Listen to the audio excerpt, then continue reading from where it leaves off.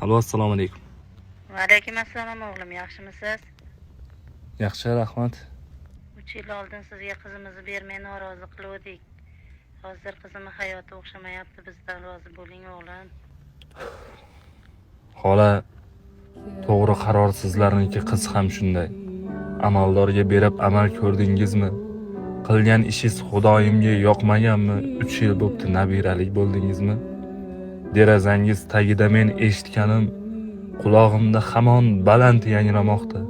Kambag'al ham bir kun kelib boy bo'lishin qismatimni eshitganlar anglamoqda. Sizlar-ku xo'p tegirmondan tirik chiqib, baxtsizlik ham qizingizga qolib ketdi. Tegmayman deb hammangizga yalinsa ham og'zi qiyshiq boy bolasi olib ketdi. Shunaqa.